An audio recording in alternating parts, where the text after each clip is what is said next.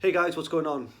Today I wanted to talk about weight loss versus performance, and as I like to ramble on a little bit when I get into a topic, I thought this platform would be better just so I could create more of a longer video and explain a little bit more of what I'm trying to get into. So I deal with two types of clients. One, I deal with weight loss clients, those that are looking for the body transformation and want to look better, feel better about themselves.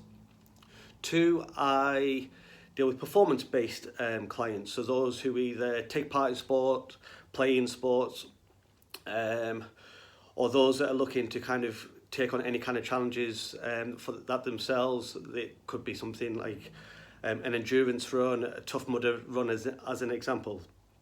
So when it comes to supporting these clients in terms of their nutrition and their goals, they're two different kinds of things. So let's address weight loss first. So basically, general weight loss, body transformation. Strategies here are pretty simple. We create caloric restriction through food intake. We get them training with weights in the gym, X amount of days per week.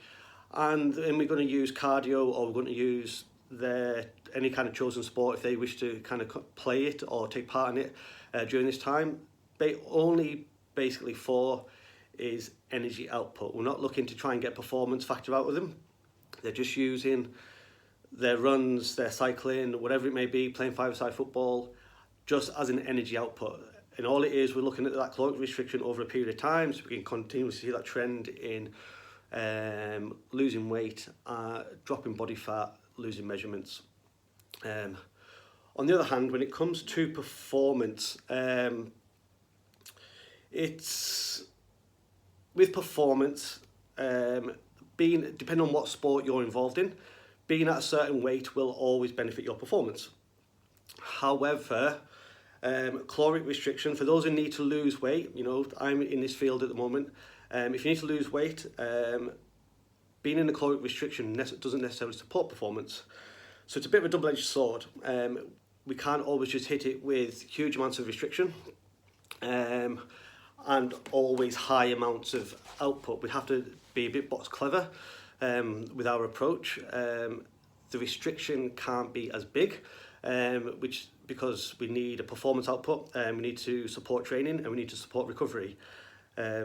So your weight loss and your fat loss and everything else is going to be a little bit slower. Unfortunately for some, if there are those out there that will crash diet to try and get to a certain weight because they know they want to be at a certain weight for whatever it is they may be. And okay, whilst they're chasing a scale number, in terms of performance, it rears its ugly head. It rears its ugly head eventually, and they just feel like death. And actually, what they're trying to chase isn't really there, just for the sake of some scale weight. So this whole approach has to be kind of delved in. The strategy around it isn't as simple. We need to, like I said, we need to box clever in terms of that approach, in terms of the nutrition, our nutrient timing, our meal timing around training, because we don't want to diet around a training window.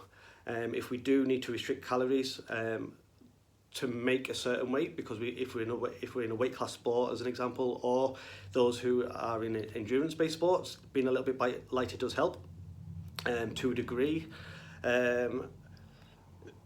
We just want that restriction in terms of our intake will want to be at other ends of our daily meal intake, but not around the kind of the training window. We do not want to diet around here, because like I said before, is one, we need to fuel performance, two, we need to fuel recovery, and restriction of food intake doesn't support either.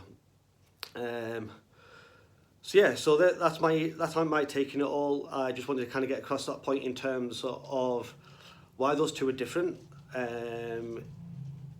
Maybe get your mind thinking a little bit in terms of depending on what approach you're trying to take. If you're just general weight loss, or if you are someone who's performance biased, and your approach and you're trying to take. If you've got any questions or any comments, please hit them below. If you found value in this video, please let me know, and I'll try and do some more, and I'll hit up some more topics which can be related to nutrition, sport and performance, weight training, and the like. and I'll try and kind of hit out more onto this platform, give something back to you guys to help you along with your own training, and just keep this channel rolling.